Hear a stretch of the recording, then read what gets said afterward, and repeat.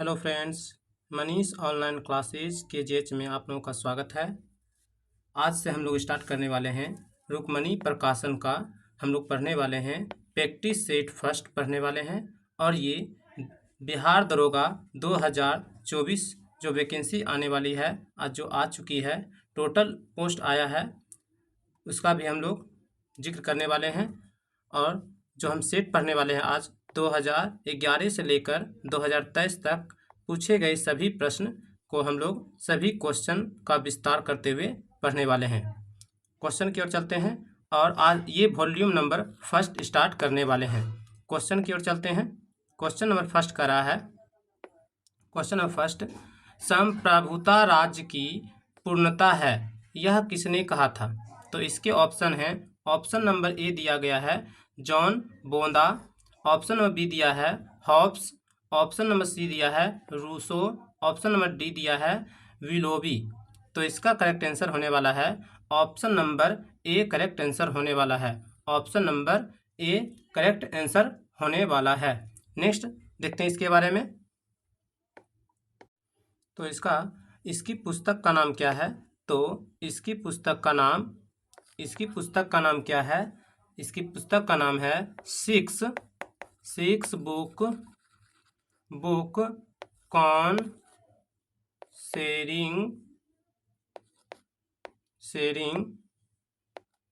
Tshering Republic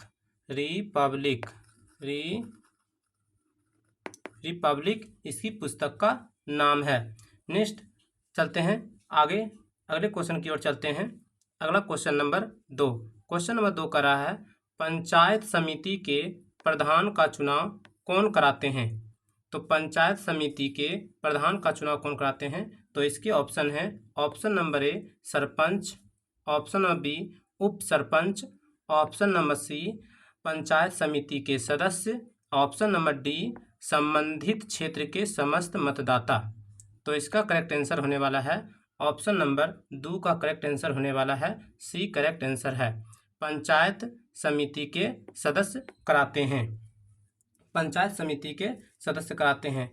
और इसमें जो दिया गया है पंचायत समिति के संविधान में क्या कहा गया? संविधान में इसका उल्लेख है। संविधान में पंचायत समिति के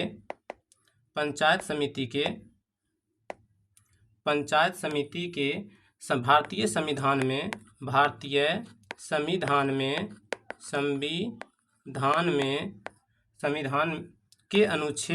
के अनुच्छेद 243 बी में पंचायत के 3 स्तर का उल्लेख मिलता है। कितने? पंचायत के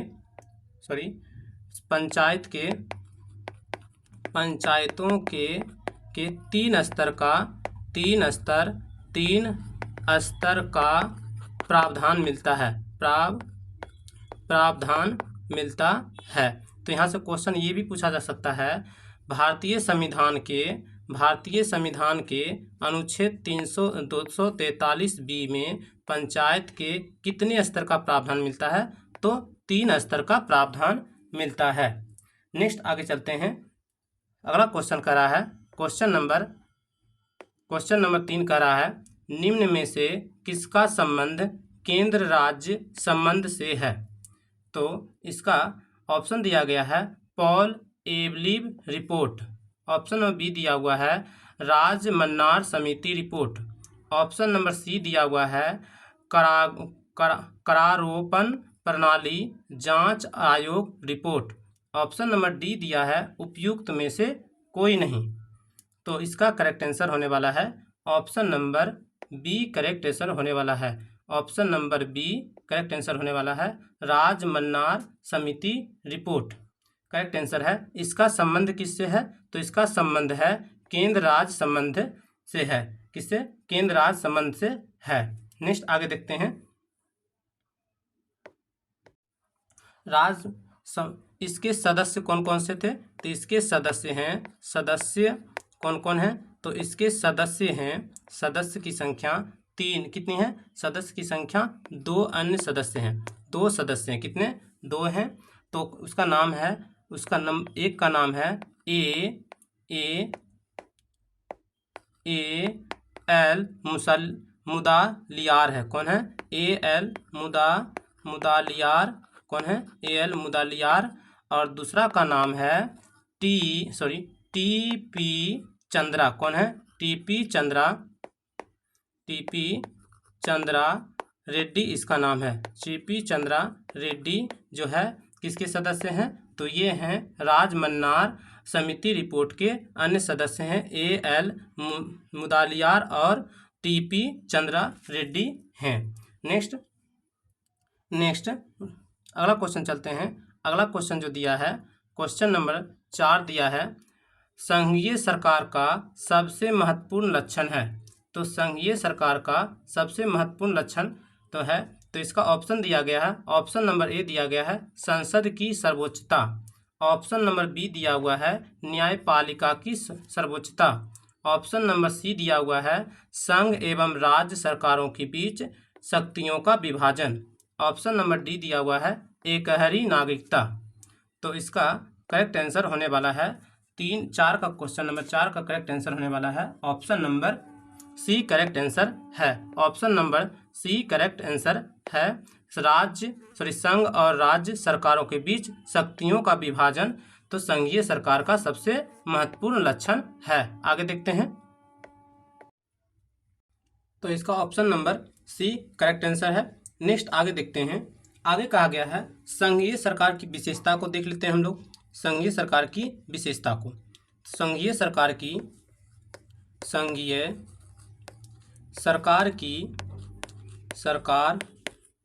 विशेषता, सरकार की विशेषता।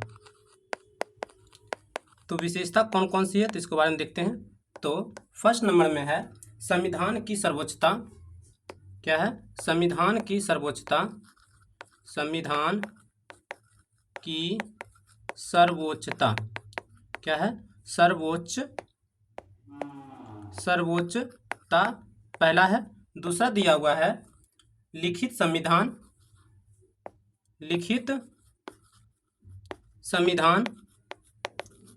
तीसरा दिया हुआ है, तीसरा होता है संघ और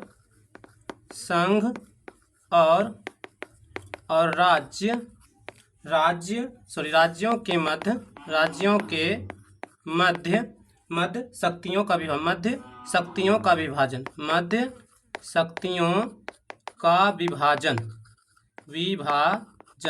और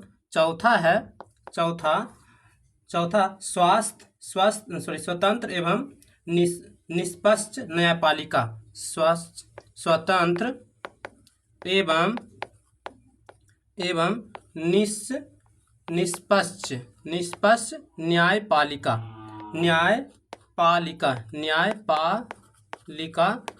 तीसरा है।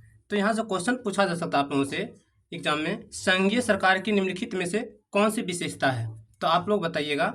संविधान की सर्वोच्चता, दूसरा है लिखित संविधान, तीसरा है संघ एवं और राज्य मध्य शक्तियों का विभाजन है, और चौथा दिया है स्वतंत्र एवं निष्पक्ष न्यायपालिका है। नेक्स्ट और देखते हैं। संघीय सरकार जो है, संघीय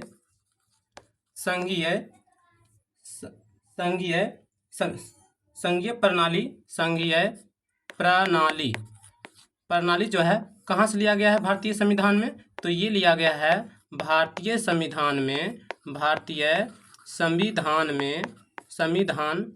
में कनाडा से लिया गया। कहाँ से लिया गया है? कनाडा से लिया गया। कहाँ से लिया गया है? तो कनाडा से लिया गया है। कनाडा से लिया गया। अगर यहाँ से आप लोगों से पूछ सकता है संघीय प्रणाली कहाँ से लिया गया संविधान में, तो संविधान में लिया गया कनाडा से लिया गया है। एक क्वेश्चन हम पूछते हैं अलग से, कनाडा की राजधानी क्या है? कनाडा की राजधानी क्या है? साथ में चलते जाते हैं, राजधानी क्या है? तो कनाडा की राजधानी है ओटावा। क्या है? ओटावा कनाडा की राजधानी, ओटावा इसकी राजधानी है। नेक्स्ट आगे चलते हैं। अगला क्वेश्चन है, इसमें पूछ सकते हैं भारतीय गणतंत्र प्रणाली कहाँ से लिया गया? प्रणाली ये लिया गया है फ्रांस के संविधान से। ये कहाँ लिया गया है? फ्रांस के संविधान से लिया गया है। फ्रांस के संविधान से लिया गया है। फ्रांस के संविधान से लिया गया है। तो यहाँ से क्वेश्चन पूछा जा सकता है आप लोगों से कि गणतंत्र प्रणाली भारतीय संविधान में कहाँ से लिया गया है, तो आप बताइएगा फ्रांस के संविधान से लिया गया है, फ्रांस के संविधान से लिया गया है। आगे देखते हैं। क्वेश्चन है ऑप्शन, इसमें एक ऑप्शन था ना एकल नागरिकता। नागरिकता के बारे में देख लेते हैं, नागरिकता के बारे में हम लोग देखते हैं। तो नागरिकता जो है,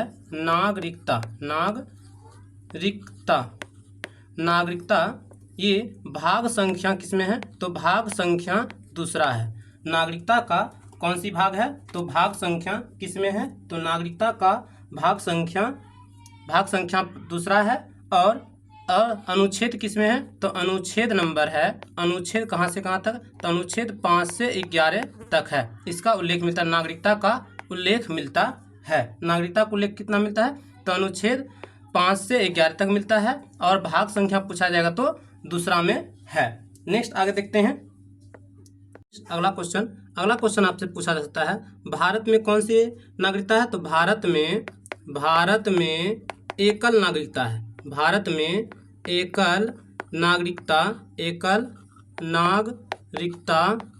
नागरिकता का प्रावधान है। एकल नागरिकता का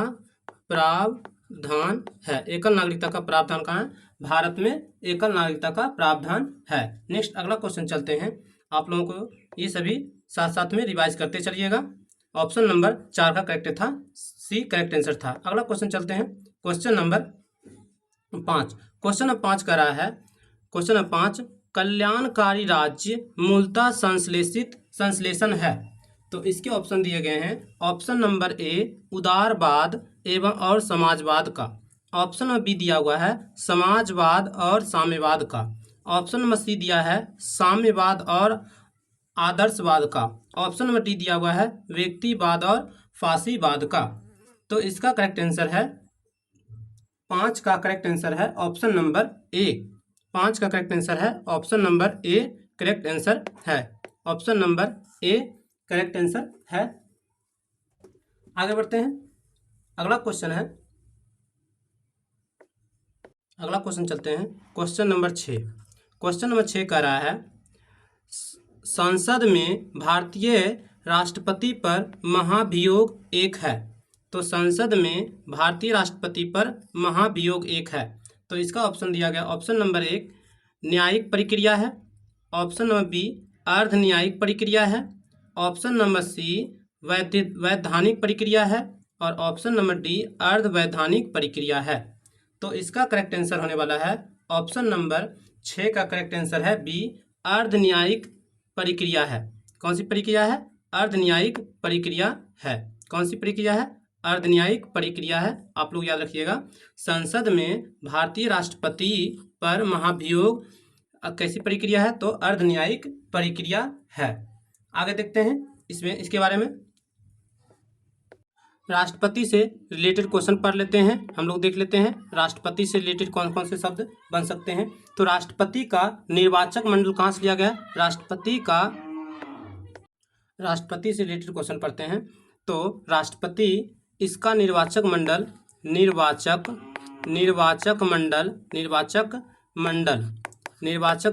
कहाँ से लिया गया है, तो राष्ट्रपति का निर्वाचक मंडल लिया गया है आयरलैंड के संविधान से। कहाँ से लिया गया है, आयरलैंड के संविधान से लिया गया है।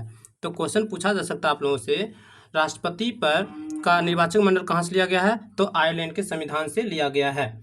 और महाभियोग जो है, राष्ट्रपति पर महाभियोग कहाँ से लिया गया है, राष्ट्रपति पर महाभियोग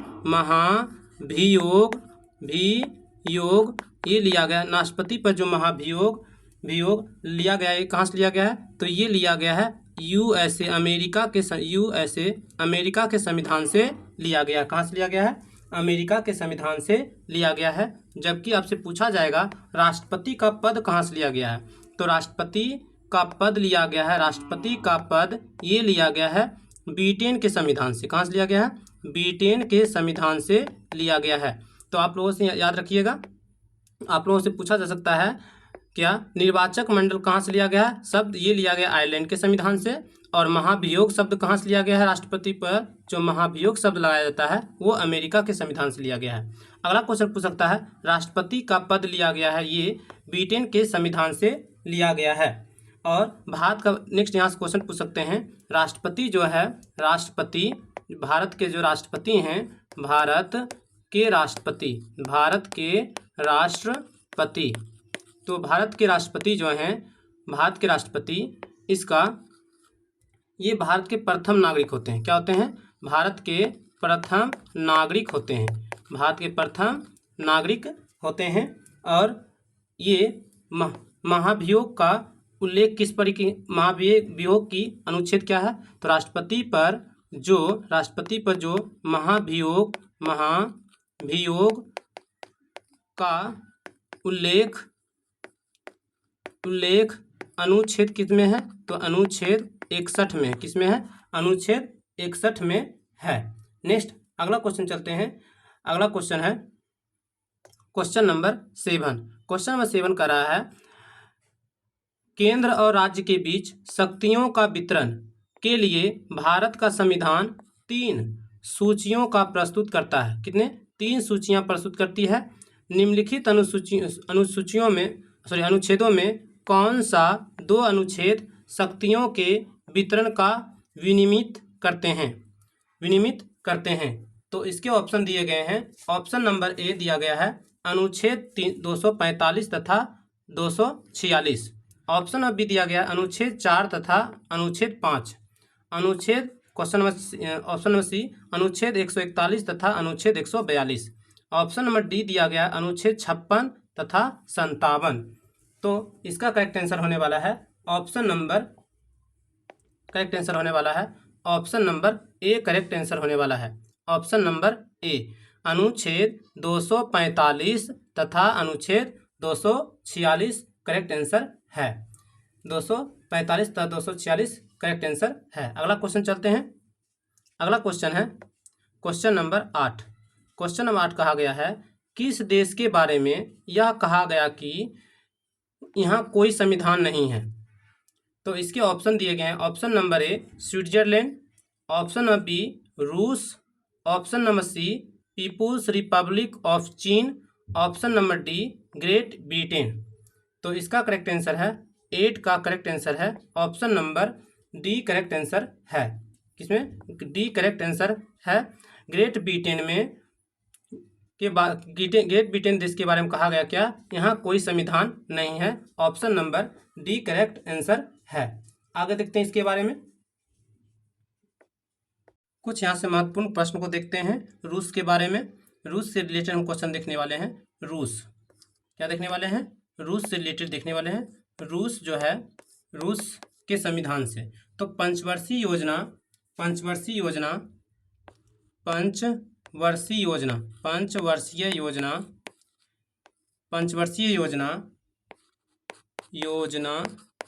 कोमा आर्थिक नियोजन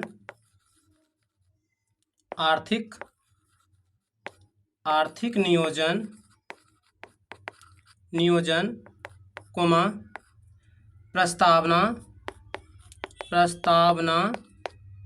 कोमा प्रस्तावना में 3 शब्द लिया गया है, सामाजिक,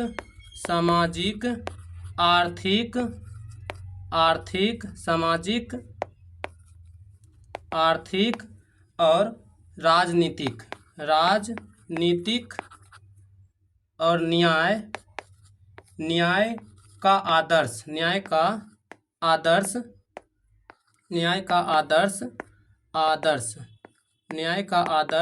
कोमा मौलिक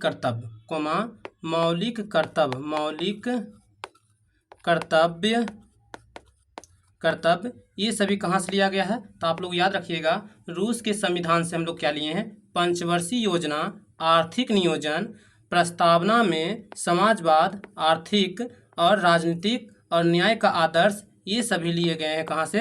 ये लिए गए हैं रूस के संविधान से। तो आप लोग याद रखिएगा, पंचवर्षीय योजना, आर्थिक नियोजन, प्रस्तावना में सामाजिक, आर्थिक और राजनीतिक और न्याय का आदर्श, वाक्य और मौलिक कर्तव्य, ये सभी लिया गया है रूस के संविधान से लिया गया है। आगे देखिएगा, अगला क्वेश्चन है क्वेश्चन नंबर 9। क्वेश्चन नंबर 9 है, निम्नलिखित में से कौन सा विषय भारत में संघ सूची का नहीं है। तो भारत में संघ सूची का विषय नहीं है, तो इसके ऑप्शन है, ऑप्शन नंबर ए प्रतिरक्षा, option number b rail, option number c निर्वाचन और ऑप्शन नंबर डी शिक्षा। तो इसका करेक्ट आंसर होने वाला है, तो संघ सूची का विषय नहीं है, तो इसका करेक्ट आंसर है option number D. Option number D संघ सूची का विषय नहीं है, तो ये ऑप्शन नंबर डी संघ सूची का विषय नहीं है। आगे देखते हैं, जो संघ सूची है इसके बारे में हम लोग पढ़ते हैं। संघ सूची का विषय नहीं है, तो कौन शिक्षा नहीं है। शिक्षा जो है, शिक्षा ये समवर्ती सूची का है, सॉरी ये राज्य सूची का विषय है। क्या है, राज्य सूची का विषय है, राज्य सूची का विषय है, राज्य सूची का विषय है, राज्य सूची का विषय है 1976 से पूर्व। कब से, 1976 से पूर्व पहले थे। 1976 से पूर्व क्या थे, ये राज्य सूची का विषय था। और वर्तमान में ये 42वां संविधान संशोधन, 42वां संविधान संशोधन 1976 के द्वारा इसे समवर्ती सूची में शामिल किया गया, समवर्ती सूची में शामिल किया गया है, समवर्ती सूची में शामिल किया गया है। तो आप लोग याद रखिएगा। तो शिक्षा कौन से है, तो शिक्षा ये 42वें संविधान संशोधन 1976 के तहत समवर्ती सूची में शामिल किया गया है। और 1976 से पूर्व ये क्या थे, राज्य सूची का विषय था। और ये सभी क्या है, तो ये सभी प्रतिरक्षा और रेल और निर्वाचन ये संघ सूची का विषय है। तो संघ सूची का विषय याद रखिएगा, प्रतिरक्षा, रेल और निर्वाचन ये सभी संघ सूची का विषय है। नेक्स्ट आगे चलते हैं। अगला क्वेश्चन है आप लोगों का क्वेश्चन नंबर 10, निम्नलिखित में से कौन सा युग्म सही सुमेलित नहीं है। तो इसके ऑप्शन है, option number a Jawaharlal Nehru दिया हुआ है, Marx, Gandhi and socialism. Option number B दिया है राम मनोहर लोहिया, इसके दिए हैं will to power. Option number सी दिया गया एम.के. गांधी, तो हिंद स्वराज।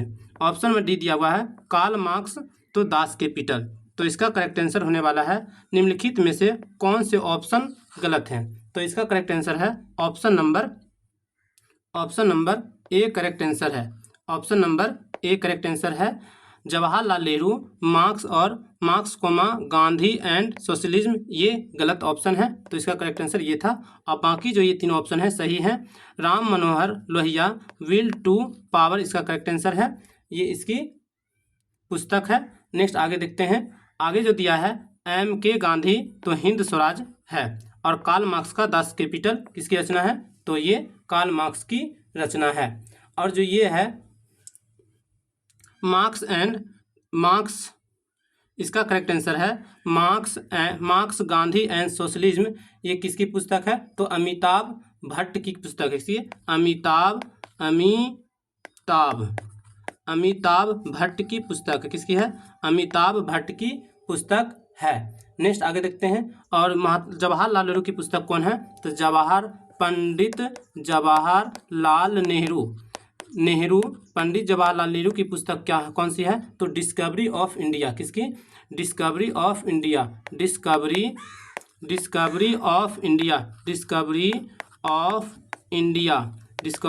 इंडिया किसकी पुस्तक है, तो पंडित जवाहरलाल नेहरू की पुस्तक है। नेक्स्ट आगे चलते हैं, और महात्मा गांधी की पुस्तक कौन है, तो महात्मा गांधी। तो महात्मा गांधी के बारे में देखते हैं। तो महात्मा गांधी की पुस्तक कौन है, तो महात्मा गांधी की पुस्तक है सत्य के प्रयोग। किसकी है, आत्मकथा। ये सत्य के साथ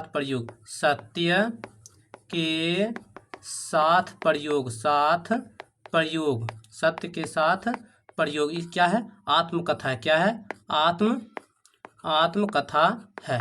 नेक्स्ट आगे बढ़ते हैं। हिंद स्वराज किसकी है, तो हिंद स्वराज इसी की है, हिंद स्वराज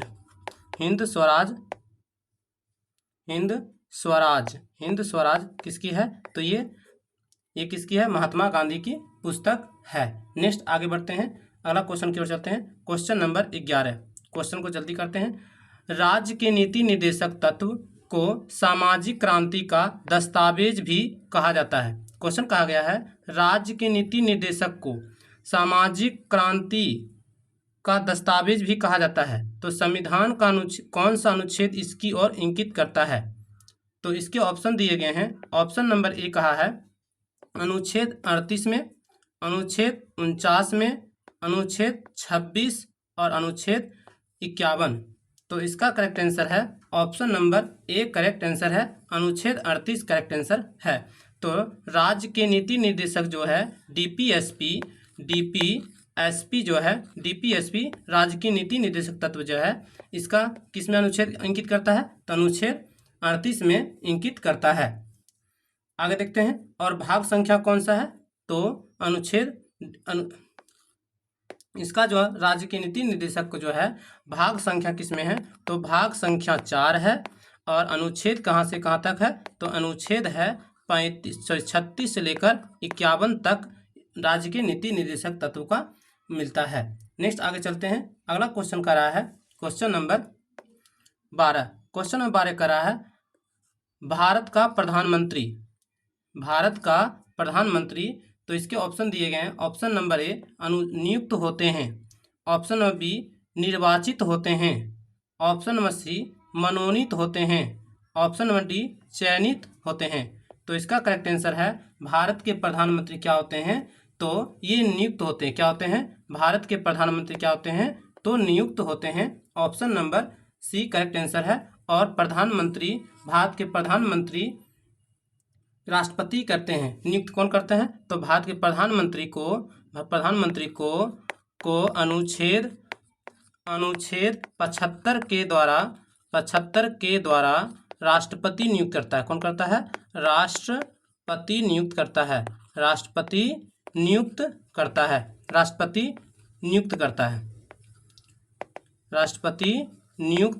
करता है। नेक्स्ट आगे देखते हैं, प्रधानमंत्री जो है प्रधानमंत्री ये क्या होते हैं? भारत सरकार के प्रधान होते हैं। क्या होते हैं? प्रधानमंत्री भारत सरकार के प्रधान होते हैं। जबकि राष्ट्रपति क्या होते हैं? राष्ट्रपति क्या होते हैं? तो ये होते हैं देश के प्रमुख होते हैं। क्या होते हैं? राष्ट्रपति देश के प्रमुख होते हैं। आप लोगों को ये क्वेश्चन समझ में आ गया होगा, तो याद रखिएगा। तो अगर क्वेश्चन पूछा जाए भारत के प्रधानमंत्री क्या होते हैं? नियुक्त होते हैं। अनुच्छेद 75 के तहत राष्ट्रपति के द्वारा नियुक्त होते हैं। और ये क्या होते हैं? भारत के प्रधान होते हैं। और राष्ट्रपति क्या होते हैं? देश के प्रमुख होते हैं। अगला क्वेश्चन नंबर 13 का रहा है भारतीय संविधान के निम्नलिखित में से किस अनुच्छेद के अंतर्गत मौलिक अधिकारों के प्रावधान का निलंबन किया जा सकता है?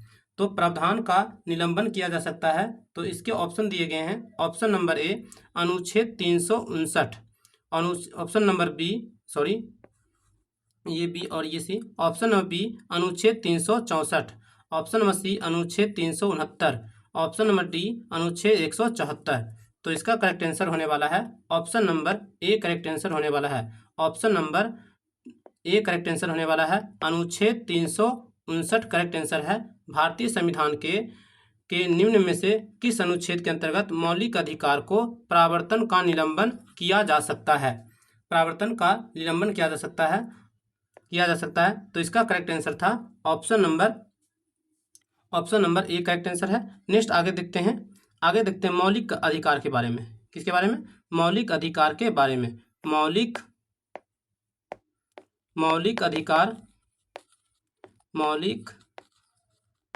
अधिकार इसका उल्लेख किसमें है? तो इसका भाग संख्या किसमें है? तो भाग संख्या 3 और अनुच्छेद किसमें है? तो अनुच्छेद संख्या है 12 से 35 तक का इसका उल्लेख किया गया है।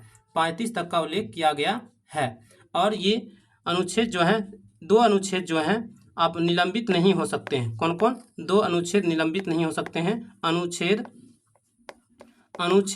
20 और 21 ये दोनों अनुच्छेद निलंबित नहीं हो सकते हैं। मौलिक अधिकार ये दोनों निलंबित नहीं हो सकते हैं। नेक्स्ट आगे चलते हैं अगला क्वेश्चन की ओर। क्वेश्चन नंबर 14 करा है, निम्नलिखित में से कौन संसद के किसी भी सदन की कार्यवाही में सहभागी हो सकता है? संसद के किसी भी सदन की कार्यवाही सहभागी हो सकता है। तो इसके ऑप्शन दिए गए हैं। ऑप्शन नंबर ए उपराष्ट्रपति, ऑप्शन नंबर बी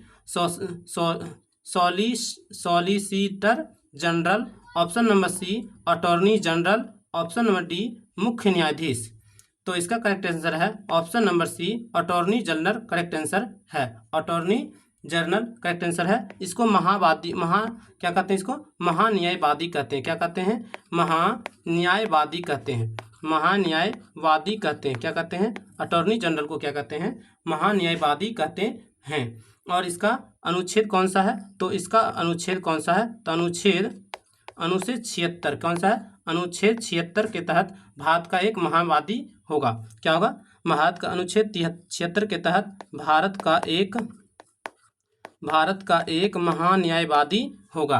भारत का एक महान्यायवादी होगा। और ये क्या होते हैं? देश का सर्वोच्च कानूनी अधिकारी होते हैं। ये क्या होते हैं? देश के महान्यायवादी जो हैं ये देश के क्या होते हैं? देश के सर्वोच्च क्या होते हैं? देश के सर्वोच्च कानूनी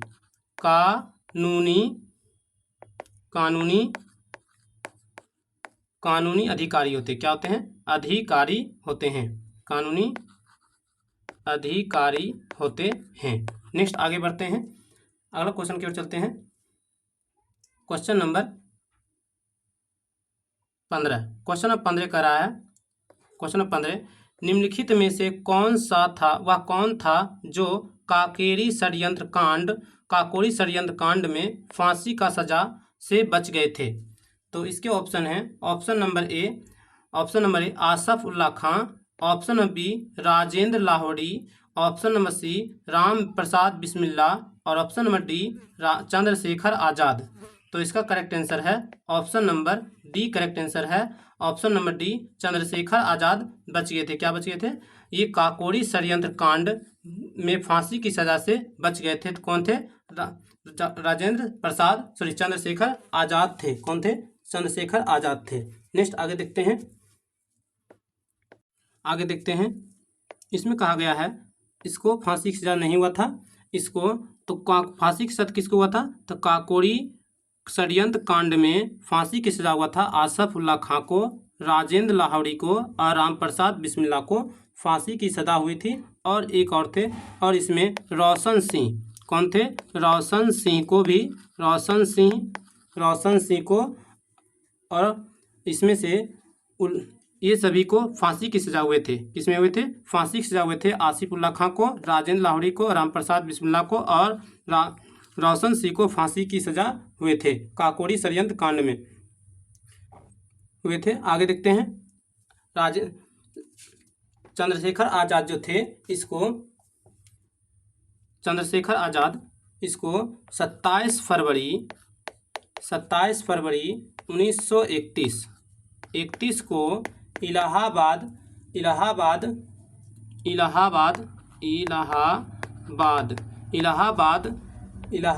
के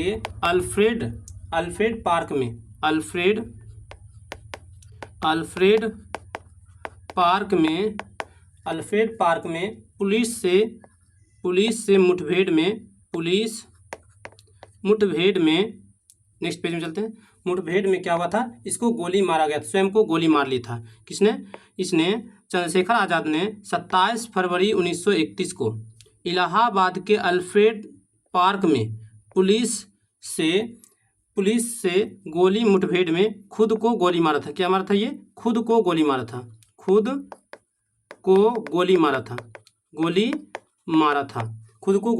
था। नेक्स्ट आगे देखते हैं। अगला क्वेश्चन है क्वेश्चन नंबर 16 करा है, हम्पी में स्मारकों का निर्माण किसके द्वारा किया गया था? तो हम्पी में स्मारकों का निर्माण किया गया था तो ऑप्शन नंबर ए हरिहर और बुक्का द्वारा। ऑप्शन नंबर बी देववर्मन और वैन्य द्वारा। ऑप्शन नंबर सी उद्यान और शिशुनाग द्वारा। Option number D Mahendra Varman तथा और सिरमर द्वारा। तो इसके ऑप्शन है 16 का करेक्ट आंसर है ऑप्शन नंबर ए करेक्ट आंसर है। हरिहर और बुक्का द्वारा किया गया था। हम्पी में स्मारकों का निर्माण किसके द्वारा किया गया था? तो हरिहर और बुक्का के द्वारा किया गया था। हरिहर बुक्का के द्वारा किया गया था। और हरिहर बुक्का ने इस दोनों ने हरिहर और बुक्का ने विजयनगर साम्राज्य की स्थापना की थी।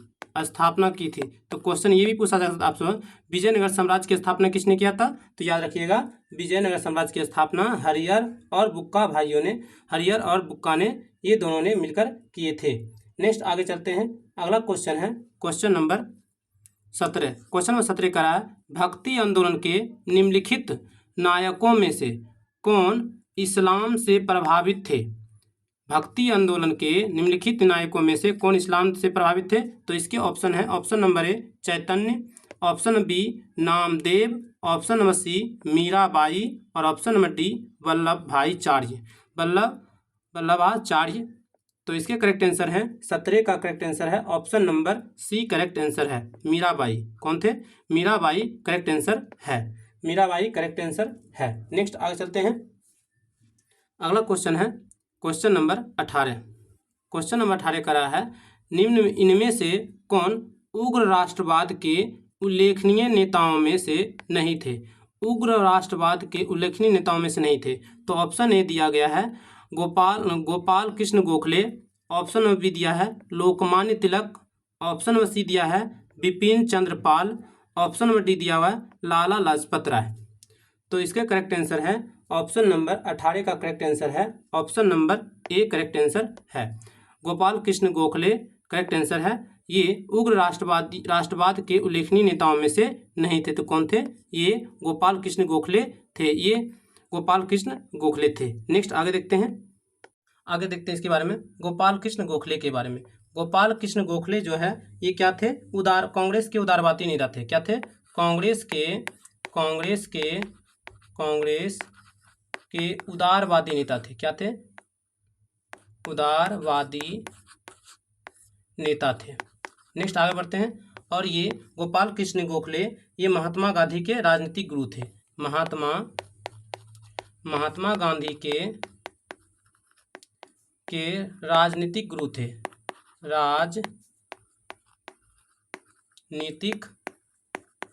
थे। अगला क्वेश्चन यहाँ से पूछा सकता है महात्मा गांधी जो है गोपाल कृष्ण गोखले के गुरु कौन थे? गुरु गोपाल कृष्ण गोखले को मानते थे विनोबा भावे अपना राजनीतिक गुरु किसको मानते थे? तो यहाँ से क्वेश्चन और बन सकता है गोपाल कृष्ण गोखले के बारे में, यहाँ से बन सकता है। और इसके राजनीतिक गुरु कौन थे? तो गोपाल कृष्ण गोखले के राजनीतिक गुरु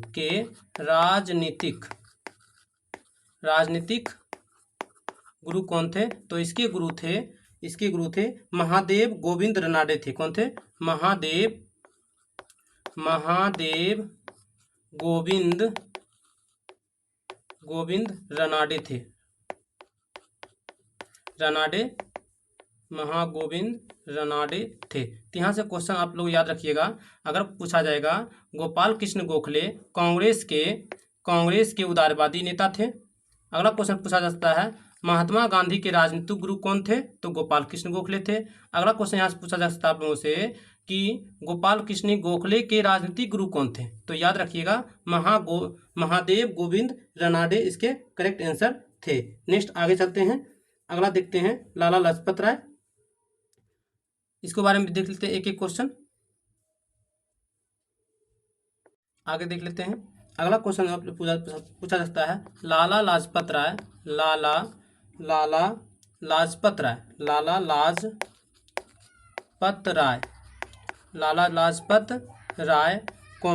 बाल गंगाधर तिलक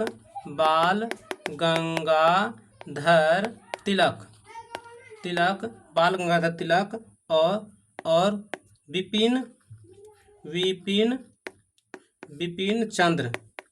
चंद्र पाल इसको हम लोग क्या जानते हैं, इसको लाल बाल, इसको हम जानते हैं लाल बाल व पाल के नाम से जानते हैं, वह पाल के नाम से जाना जाता है, के रूप में जाना जाता है, के रूप में जाना जाता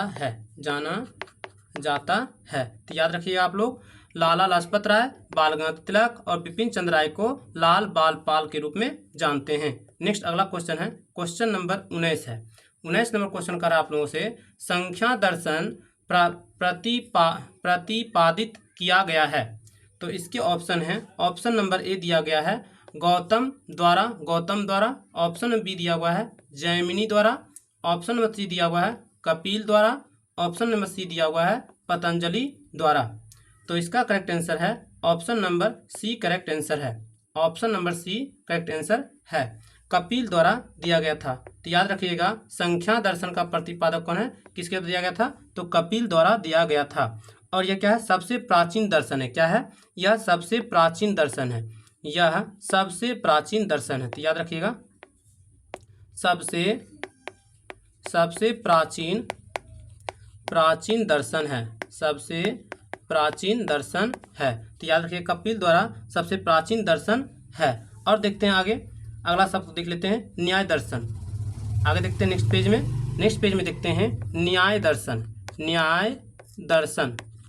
न्याय दर्शन का प्रतिपादक कौन था, न्याय दर्शन का प्रतिपादक, न्याय दर्शन का कौन था, तो डायरेक्ट याद रखते हैं, न्याय दर्शन का था गौतमी मुनि। कौन था, सॉरी गौतम मुनि था, कौन था, गौतम मुनि था। अगला क्वेश्चन पूछा, अगला है योग दर्शन का कौन था, तो पतंजलि था, कौन था, पतंजलि, इसका करेक्ट आंसर है पतंजलि, इसका करेक्ट आंसर है। नेक्स्ट आगे देखते हैं, अगला चलते हैं क्वेश्चन की ओर। क्वेश्चन नंबर 20 कह रहा है, गुप्त शासकों द्वारा जारी किए गए चांदी के सिक्के कहलाते थे। तो गुप्त शासक द्वारा जारी किए गए सिक्के कहलाते थे। तो इसका ऑप्शन दिया गया, ऑप्शन नंबर ए दिया गया है, option number A Rupyak, option number B कारसन, ऑप्शन नंबर सी दिनार, ऑप्शन नंबर डी पन। तो इसका करेक्ट आंसर है ऑप्शन नंबर ए, करेक्ट आंसर है। क्या कहलाते थे, तो रुपयक कहलाते थे, क्या कहलाते थे, रुपयक कहलाते थे, और रुपयक कहलाते थे। यहाँ से क्वेश्चन एक पूछा जा सकता है, गुप्त शासक जो है, गुप्त शासक द्वारा जारी स्वर्ण मुद्राओं या सिक्कों को क्या कहते थे, सिक्कों को क्या कहते थे, तो सिक्कों को कहते थे दिनार। क्या, सिक्कों को दिनार कहा जाता था, क्या कहता था, दिनार कहा जाता था। याद रखिएगा आप लोग, गुप्त शासक द्वारा स्वर्ण सिक्कों को क्या कहता था, दिनार कहा जाता था। नेक्स्ट आगे चलते हैं, अगला क्वेश्चन है क्वेश्चन नंबर 21 करा है, वह इतावली यात्री जिसमें विजयनगर साम्राज्य का अत्यंत प्रशंसात्मक विस्तृत वर्णन किया है, वह है। तो इसके ऑप्शन है, option number A Marco Polo, option number B Nicolo Conti, option number सी दिया है बारबोसा, ऑप्शन नंबर डी दिया उपयुक्त में से कोई नहीं। तो इसका करेक्ट आंसर है 21 का करेक्ट आंसर है option number b, option number b correct answer है। नेक्स्ट आगे चलते हैं, अगला क्वेश्चन है, क्वेश्चन नंबर 22 बोल रहा है, निम्नलिखित में से कौन सा युग्म सुमेलित नहीं है।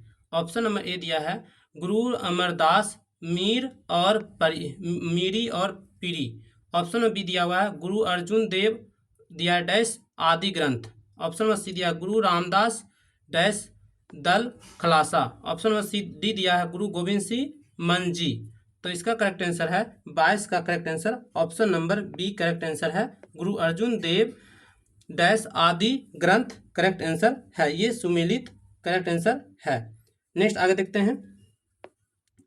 हैं, गुरु अर्जुन देव जो है, गुरु अर्जुन देव क्या है, ये 5वें गुरु थे। कौन थे, सीखों के 5वें गुरु कौन थे, ये सीखों के पांचवें गुरु कौन थे?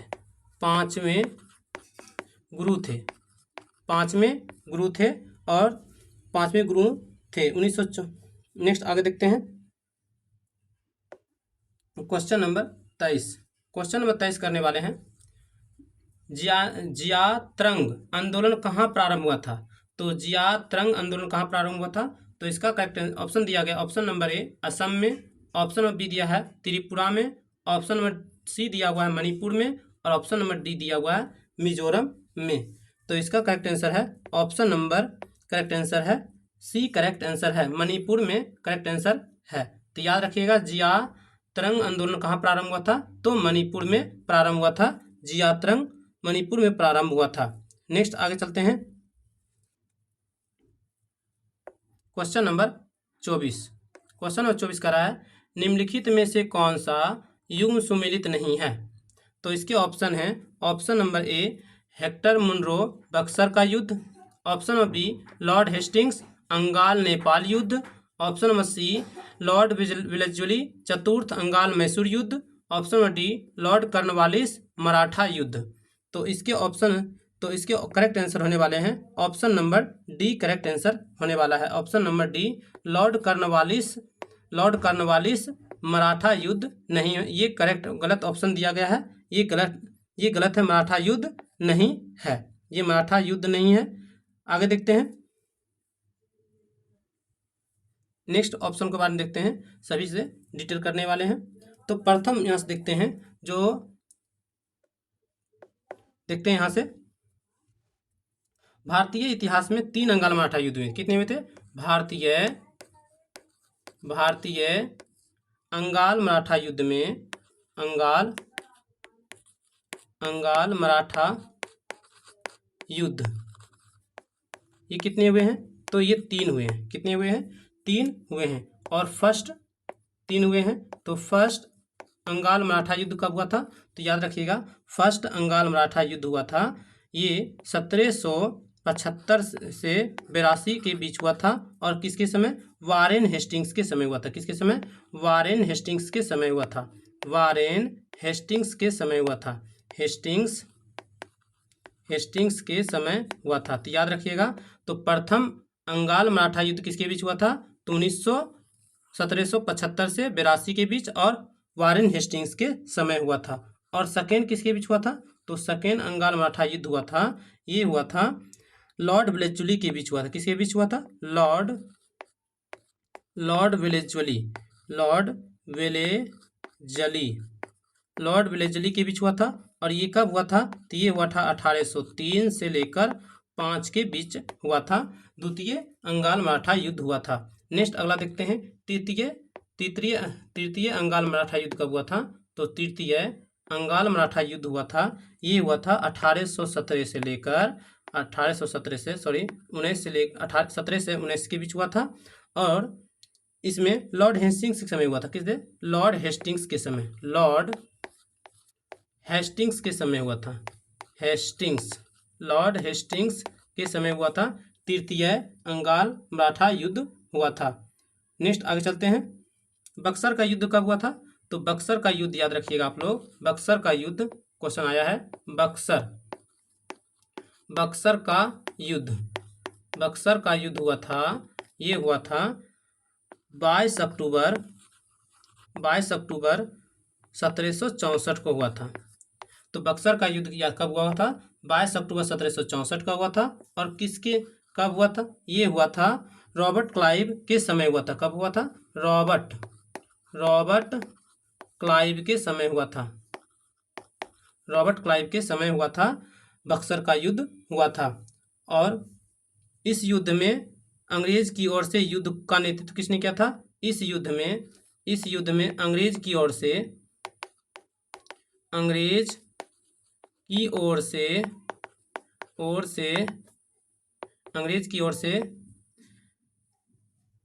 हेक्टर मुनरो ने किया था। युद्ध का नेतृत्व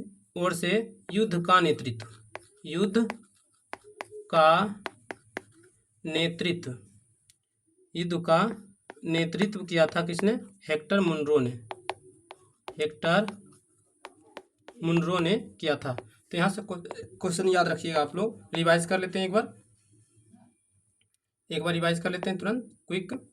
तो भारतीय अंगाल मराठा युद्ध 3 हुए थे। फर्स्ट हुआ था 1975 से लेकर 75 से 82 में, और किसके समय, वारेन हेस्टिंग्स के समय। और दूसरा हुआ था लॉर्ड ब्लेजली के समय 1803 से 5 के बीच। और तीसरा अंगाल हुआ था 1817 से लेकर 19 को बीच में हुआ था, और ये किसके समय, लॉर्ड हेस्टिंग्स के समय हुआ था। और बक्सर का युद्ध कब हुआ था, तो आप लोग याद रखिएगा 22 अक्टूबर 1764 को हुआ था। और इसमें अंग्रेज की ओर से नेतृत्व किसने किया था, तो हेक्टर मुनरो ने किया था। उस समय कौन थे, तो रॉबर्ट क्लाइव के समय हुआ था। अगला क्वेश्चन चलते हैं, क्वेश्चन नंबर 25। क्वेश्चन नंबर 25 का रहा है, कान्यकुब्ज किस भारतीय शहर का प्राचीन नाम है। तो इसके ऑप्शन हैं, ऑप्शन नंबर ए दिया गया है Kumbhoj, option number b Kanyakumari, option number c Kannauj, option number d Kanchipuram. तो इसका करेक्ट आंसर है ऑप्शन नंबर सी करेक्ट आंसर है। कन्नौज का प्राचीन नाम क्या है, कन्नौज का, कान्यकुब्ज किस भारतीय शहर का प्राचीन नाम है, तो कन्नौज का प्राचीन नाम है, कन्नौज का प्राचीन नाम है। और कम्बोज का प्राचीन नाम क्या है, इसका प्राचीन नाम, कम्बोज का प्राचीन नाम क्या है, तो इसका भी प्राचीन नाम क्या है, तो प्राचीन नाम क्या है, तो इसका प्राचीन नाम है, इसका प्राचीन नाम महोदय है। क्या होता है, महोदय इसका प्राचीन नाम है। आगे चलते हैं, अगला क्वेश्चन है क्वेश्चन नंबर 26। क्वेश्चन नंबर 26 का रहा है, मौर्य काल में सीता से तात्पर्य है। तो इसके ऑप्शन है, ऑप्शन नंबर ए एक देवी, ऑप्शन नंबर बी दिया एक धार्मिक संप्रदाय, ऑप्शन नंबर सी दिया हुआ राजकीय भूमि से प्राप्त आय, ऑप्शन नंबर डी दिया है उसर भूमि। तो इसका करेक्ट आंसर है ऑप्शन नंबर 26 का करेक्ट आंसर है सी, करेक्ट आंसर है सी। राजकीय भूमि से प्राप्त आय को क्या कहते थे, सीता कहा जाता था, मौर्य काल में कहा जाता था। और मौर्य काल में मौर्य वंश की स्थापना किसने किया था, तो मौर्य वंश की स्थापना किसने किया था, तो चंद्रगुप्त मौर्य ने किया था। किसने किया था, चंद्रगुप्त मौर्य ने किया था, चंद्रगुप्त मौर्य ने किया था मौर्य वंश की स्थापना। और सबसे पुराना वंश यही है, सबसे पुराना वंश कौन है, तो याद रखिएगा मौर्य वंश सबसे पुराना वंश है। नेक्स्ट अगला क्वेश्चन चलते हैं, अगला क्वेश्चन है क्वेश्चन नंबर 27। क्वेश्चन नंबर 27 याद रखिएगा, भारतीय स्वाधीनता संघर्ष से संबंधित निम्नलिखित घटनाओं को नीचे दिए गए कूट से उनको सही कालानुक्रम में चयनित कीजिए। ऑप्शन दिए गए हैं, द्वितीय गोलमेज सम्मेलन, दूसरा दिया भारतीय राष्ट्रीय कांग्रेस कराची अधिवेशन, तीसरा दिया भगत सिंह की फांसी, चौथा दिया गांधी इरविन समझौता, चौथा दिया है गांधी इरविन समझौता। तो इसको क्या बोला गया है, कालानुक्रम की सहायता से बैठाने के लिए बोला गया है। तो याद इसको द्वितीय गोलमेज सम्मेलन जो है, द्वितीय गोलमेज सम्मेलन कब हुआ था, तो ये हुआ था 7 सितंबर 1931 से कहाँ तक, कब तक हुआ, 1931 से हुआ था 1 दिसंबर 1931 तक चला था प्रथम द्वितीय गोलमेज सम्मेलन। आगे देखते हैं, अगला जो है भारतीय कांग्रेस कराची अधिवेशन कब हुआ था, ये हुआ था 29 मार्च 1931 को हुआ था। कब हुआ था, 29 मार्च 1931 को हुआ था। कब हुआ था, 1931 को हुआ था। अगला है भगत सिंह को फांसी, किसको, भगत सिंह को फांसी हुआ था 23 मार्च 1931 को, ये हुआ था 23 मार्च 1931 को। अगला गांधी इरविन समझौता है, ये हुआ था 5 मार्च 1931 को। तो अब ये सभी में क्या दिया है, 1931 और 1931 सभी में दिया गए हैं। तो इसको काल अनुसार बैठाना है, तो 5 मार्च, तो पहले कौन बैठेगा, 4। तो ऑप्शन नंबर इसका करेक्ट आंसर आ रहा है, ऑप्शन से ही करेक्ट आंसर हो गया है। पहले आएगा कौन सा, तो पहले आएगा गांधी इरविन समझौता, उसके बाद दूसरा पे आएगा भगत सिंह को फांसी हुआ था 23 मार्च 1931 को, और तीसरा होगा 29 मार्च 1931 को भारतीय राष्ट्रीय कांग्रेस का कराची अधिवेशन हुआ था, और चौथा है 7 सितंबर 1931 से लेकर 1 दिसंबर 1931 तक द्वितीय गवर्नमेंट सम्मेलन हुआ था। तो ऑप्शन नंबर एक ही नजर आ रहा है, ऑप्शन नंबर सी करेक्ट आंसर है, ऑप्शन नंबर सी। तो याद रखिए, यहाँ से डेट पूछ सकता है लोगों से, गांधी इरविन समझौता कब हुआ था, तो 5 मार्च 1931 को हुआ था। अगला पूछ सकता है भगत सिंह को फांसी कब हुआ था, तो 23 मार्च 1931 को।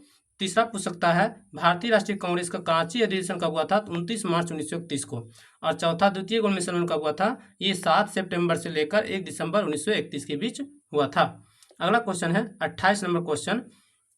आज इसमें हम लोग करने वाले हैं 30 प्रश्न करने वाले हैं, और जो जितने भी बच्चे क्वेश्चन हैं उसको अगले क्लास में करने वाले हैं। तो क्वेश्चन नंबर कर रहा है, तालीकोटा का युद्ध लड़ा गया था, तालीकोटा का युद्ध लड़ा गया था। तो इसके ऑप्शन है, ऑप्शन नंबर ए अकबर और मालवा के सुल्तान के बीच, ऑप्शन नंबर बी विजयनगर और हमनी राज्य के बीच, तीसरा ऑप्शन है विजयनगर और बीजापुर अहमदनगर बीदर तथा गोलकुंडा के संयुक्त सेनाओं के बीच, और चौथा दिया शेरशाह सूरी और हुमायूं के बीच लड़ा गया था। तो इसका करेक्ट आंसर है ऑप्शन नंबर सी करेक्ट आंसर है, ऑप्शन नंबर सी करेक्ट आंसर है, विजयनगर, बीजापुर, अहमदनगर, बीदर तथा गोलकुंडा के संयुक्त सैनिकों के बीच लड़ा गया था। नेक्स्ट आगे चलते हैं, ये युद्ध कब हुआ था, तो ये युद्ध हुआ था, तालीकोटा का युद्ध हुआ था, ये 23 जनवरी 1565 को हुआ था। कब हुआ था, 23 जनवरी 1965 को हुआ था। नेक्स्ट आगे चलते हैं, अगला क्वेश्चन है, रविंद्रनाथ टैगोर को नोबेल पुरस्कार किस वर्ष दिया गया था, तो रविंद्रनाथ टैगोर को नोबेल पुरस्कार किस वर्ष दिया गया था, तो इसके ऑप्शन है, ऑप्शन नंबर ए 1913 में, ऑप्शन नंबर बी 1920 में, ऑप्शन नंबर सी 1922 में, ऑप्शन नंबर डी 1936 में। तो इसका करेक्ट आंसर है ऑप्शन नंबर ए करेक्ट आंसर है 1913 में। नेक्स्ट क्वेश्चन नंबर 30, और ये आज का लास्ट प्रश्न है, भूदान आंदोलन की शुरुआत हुई थी, तो इसके ऑप्शन है, ऑप्शन नंबर ए उत्तर प्रदेश राज्य से, option number b Madhya Pradesh राज्य में, option number c Andhra Pradesh राज्य में, option number d Himachal Pradesh राज्य में। तो इसका करेक्ट आंसर है ऑप्शन नंबर सी करेक्ट आंसर है, आंध्र प्रदेश राज्य में। तो यहाँ से क्वेश्चन पूछ सकता है, आंध्र प्रदेश जो है भाषाई आधार पर बनने वाला पहला राज्य क्या है, भाषाई आधार पर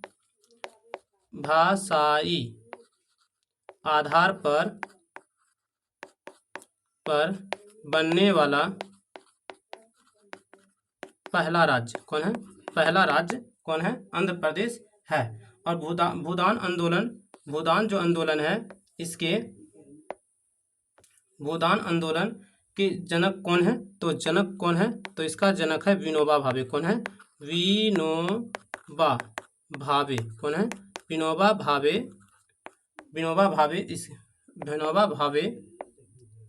कौन है, विनोबा भावे हैं। नेक्स्ट आगे चलते हैं, और ये क्लास आप लोगों को कैसी लगी प्लीज़ कमेंट में बताइएगा, और ये क्लास डेली होने वाली है आप लोगों को, और विस्तार पूर्वक आज ये पहली क्लास थी, और इससे भी विस्तार करने वाले हैं आप लोगों के लिए। अगर मनीष ऑनलाइन क्लासेज के जिसको सब्सक्राइब नहीं किए हैं, प्लीज़ चैनल को सब्सक्राइब करें और वीडियो को शेयर भी करें अपने फ्रेंड्स में।